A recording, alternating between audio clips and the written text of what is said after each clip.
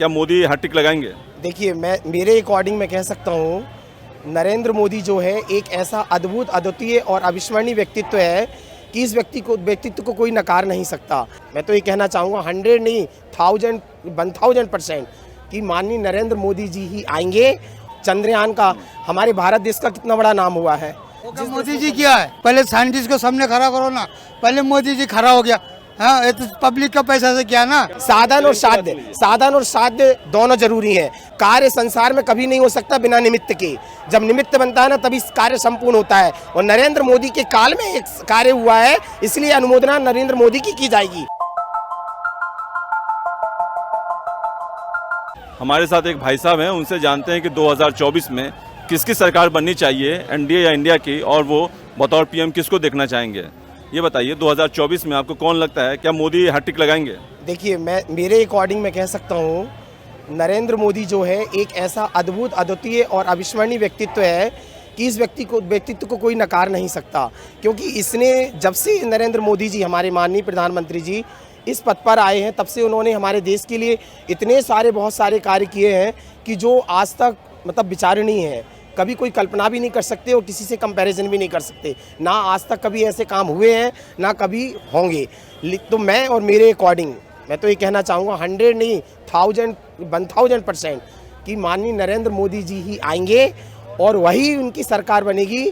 किसी की ताकत नहीं है कि काम गिनाना चाहें तो क्या क्या लगता है, क्या क्या काम गिना है? अगर काम गिनाने के लिए तो बहुत सारी चीज़ें हैं, लेकिन इतना तो काम। हाँ, जैसे अभी ये लेटेस्ट में आप देख सकते हो, चंद्रयान का हमारे भारत देश का कितना बड़ा नाम हुआ है। इतनी सारी कंट्री पूरे वर्ल्ड में, आप पूरा ब्रह्मांड में देखिए, भारत ही हमारा एक ऐसा महान देश है।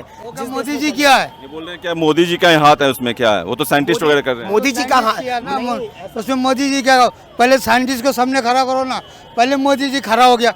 हाँ, ये तो पब्लिक का पैसा से क्या ना। क्या लगता है मोदी जी कैमरा जीवी है? जो एक मिनट सुनिए, साधन और साध्य, जो व्यक्ति ऐसा बोल रहे हैं ना, पहले मेरी बात सुनिए। साधन और साध्य दोनों जरूरी है। कार्य संसार में कभी नहीं हो सकता बिना निमित्त के। जब निमित्त बनता है ना तभी कार्य संपूर्ण होता है, और नरेंद्र मोदी के काल में एक कार्य हुआ है, इसलिए अनुमोदना नरेंद्र मोदी की जाएगी। ऐसा नहीं है कि नरेंद्र मोदी किसी के घर जाकर के सफाई नहीं करेगा। नरेंद्र मोदी केवल आह्वान कर सकता है, सफाई आपको और हमको खुद करना पड़ेगा। राहुल गांधी कहते हैं कि जो नफरत का बाजार लगाए हुए हैं। राहुल गांधी की छोड़ो, राहुल गांधी ना कुछ कर सकता है, ना वो कुछ है, ना उसका कोई व्यक्तित्व है। वो तो उसको जब मुंह से बोलना नहीं आता, वो देश को क्या चलाएगा? वो क्या हमारा देश का नागरिक है? केजरीवाल कहते हैं चौथी पास राजा देश चला। केजरीवाल को छोड़ दीजिए, केजरीवाल का तो कोई कंपैरिजन ही नहीं है। केजरीवाल की बात करना या उसके लिए कुछ बोलना, मतलब कैसे छोड़ दें? 2 स्टेट में उसकी गवर्नमेंट चल रही है, गवर्नमेंट बाकी जगह नेशनल पार्टी का दर्जा मिल गया। गवर्नमेंट इसलिए चल रही है क्योंकि धोखे से बैठ गया वो।